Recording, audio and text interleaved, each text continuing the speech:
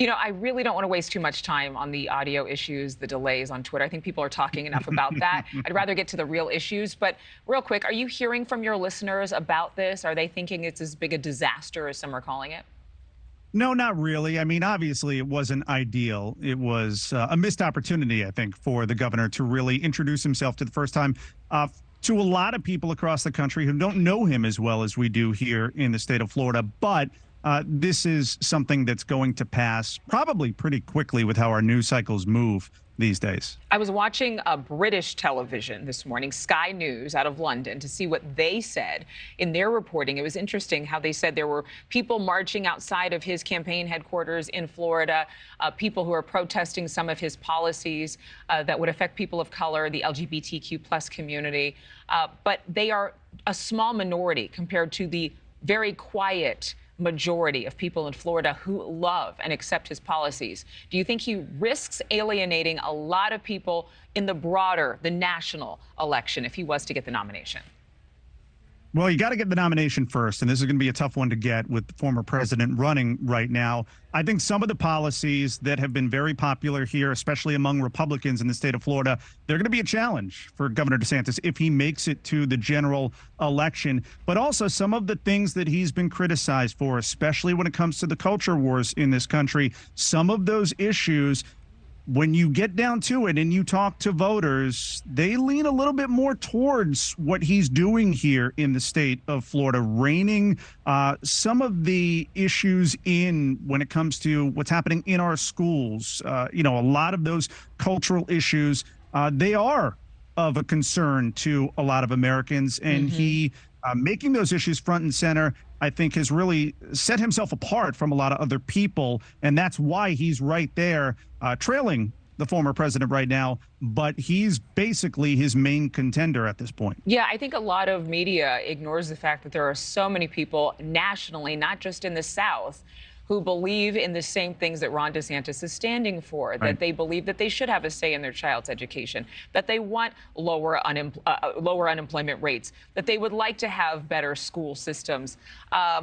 So for so many people, though, he's compared to the president. And actually, the former president, Donald Trump, is the one who takes credit for much of his success. They agree on a number of issues. So in Florida, I got to ask, both of them are Florida residents.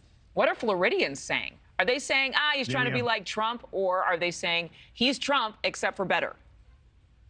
That's what they're saying, the second part, that he perhaps is Trump without the baggage, Trump without the drama, and maybe he's somebody who could get in there some fresh blood and get things done. And I think that's going to be the point of differentiation between DeSantis and Trump. That's what the DeSantis campaign is going to try to do. Say, look, we know you love Trump and what he stands for. We can deliver on those things and do it more effectively. And that's where I think you're going to see this campaign go. And I think any kind of disagreements between DeSantis and Trump, they're going to be more, at least coming from the DeSantis side, more around issues and that kind of stuff as opposed to getting in the mud.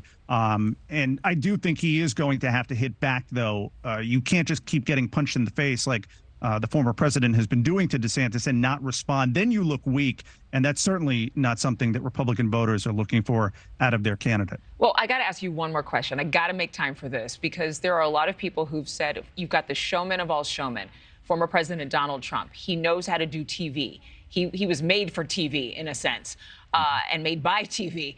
But you've got DeSantis, who is he really even likable? Or is he seeming like that annoying little brother who tries to do everything Big Brother is doing, but not as charming, not as charismatic? What do Floridians think? I think people need to realize in Florida, our elections are generally pretty close when it comes to statewide contests. A point, 2 points. He won by 20. So he was able to, despite some of that awkwardness that you were mentioning, and it's there, it's for real, he was able to overcome that. And I think especially in a Republican primary, what those voters are looking for, they're looking for a fighter, someone who gets the job done on the issues they care about. And I think these days they care about that a bit more than maybe somebody they could sit down and have a beer with.